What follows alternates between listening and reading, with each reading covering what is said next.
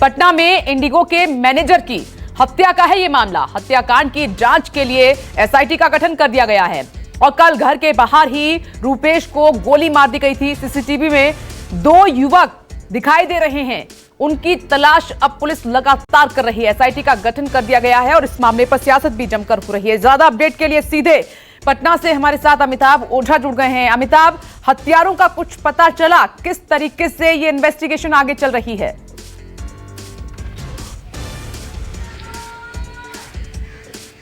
देखिए, रुपेश हत्याकांड जितना हाई प्रोफाइल है उतना ही पुलिस के लिए एक ब्लाइंड केस भी है, क्योंकि घंटों बीत जाने के बाद ही पटना पुलिस को इस मामले में अभी तक कोई क्लू हाथ नहीं लगा है।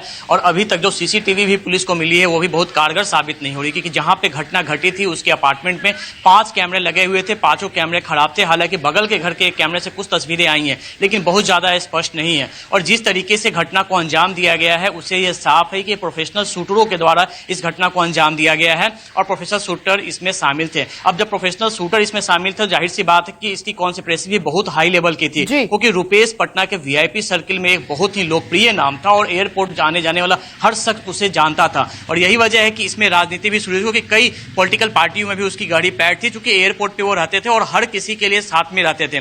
तो कल बीजेपी के जो सांसद हैं उन्होंने भी इसमें पटना पुलिस की भर्त्सना की थी और कहा था कि 5 दिन के अंदर कार्रवाई नहीं होती तो बिहार सरकार को इस मामले की जांच सीबीआई को देनी चाहिए थी। और आज तेजस्वी यादव ने भी इस मामले को लेकर सरकार पर हमला बोला है। तो निश्चित तौर पर राजनीति तो गर्म है, लेकिन पटना पुलिस की सबसे बड़ी चुनौती है कि इस केस में अभी तक उनके पास कोई क्लू हाथ नहीं लगा है। हालांकि एसआईटी के गठन किया गया है और एक टीम पूरे मामले की जांच के लिए, उनका जो घर है वो छपरा में है, मढ़ौरा में है, तो वहां भी एक टीम गई है, क्योंकि वहां भी वो क्लू तलाश रहे हैं कि शायद यहां से कोई लिंक जुड़ा होगा। कि हाल के दिनों में वो सोशल एक्टिविटी उनकी ज्यादा बढ़ी थी इलाके में, इसको लेकर भी कुछ लोगों को परेशानियां हो रही थी। तो इस एंगल पे भी काम रही। दूसरा जो एंगल काम कर रहा है वो काम कर रहा है पटना एयरपोर्ट का भी टेंडर का काम चल रहा है, मॉडर्नाइजेशन का काम चल रहा है। उस टेंडर विवाद से तो कहीं नहीं जुड़ा हुआ है, क्योंकि रुपेश जो एयरपोर्ट एसोसिएशन था उसके भी वो अध्यक्ष थे।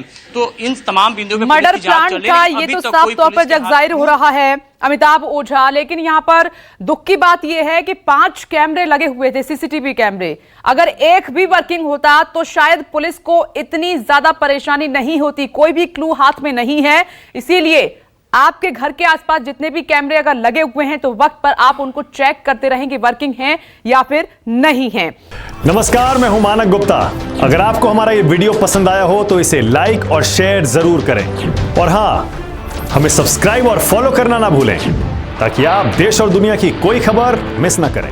तो जुड़े रहिए हमारे साथ और देखते रहिए न्यूज़ 24।